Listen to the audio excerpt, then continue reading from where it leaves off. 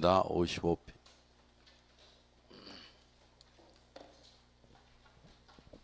시간 빠르죠? 금방. 시험이 100일 안으로 들어온 것 같은데 금방입니다. 자, 보시면 우리가 오늘까지 해서 28문제가 출제되는 공인중개사업 법령이 다 끝나게 됩니다.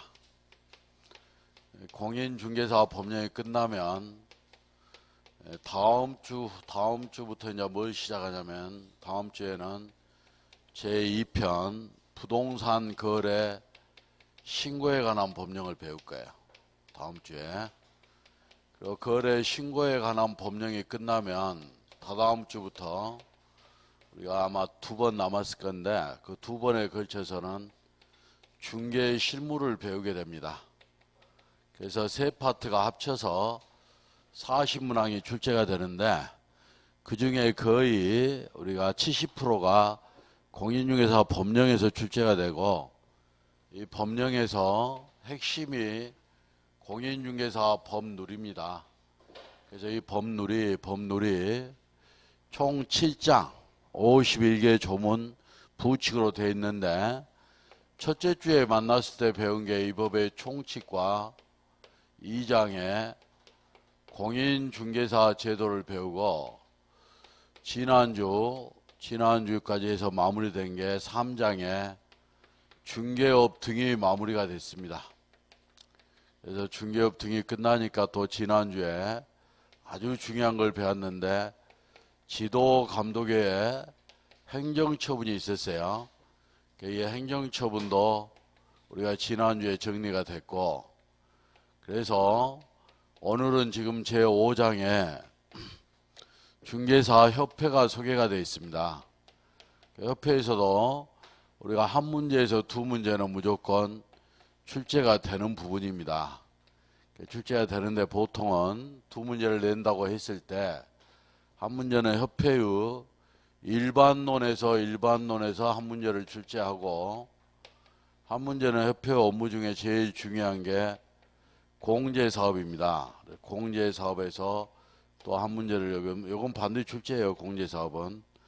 이렇게 해서 두 문제를 내면 이렇게 나오고, 안 내면 공제사업 쪽에서 한 문제가 반드시 나오는데, 협회의 일반론에서는 우리가 몇 가지 배워줘야 할 것 중에 설립이 중요해요. 설립이.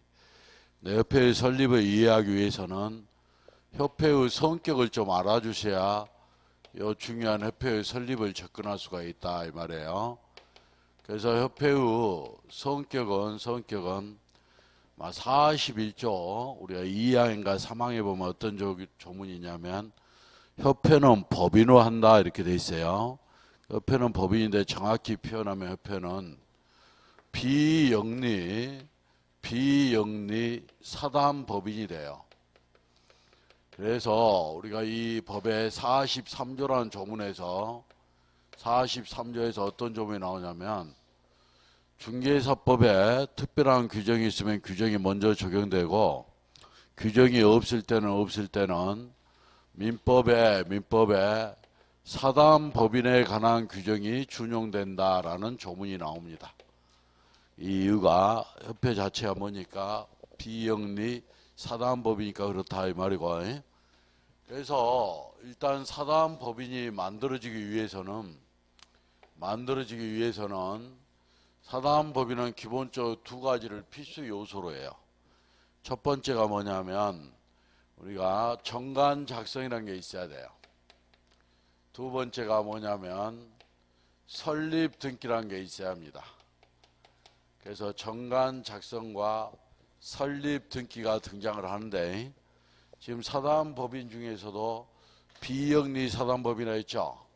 민법의 비영리 사단법인은 허가주의를 취하고 있지만 중개사법이 특별법이잖아요. 특별법 우선에 따라 중개사법에서는 국토부 장관의 인가를 받아야 한다 해서 인가주의를 선언하고 있습니다. 그래서 특별규정인 중개사법이 우선 적용되니까, 그래서 정관 작성, 설립 등기, 인가주의, 이게 협회의 설립이 되고요.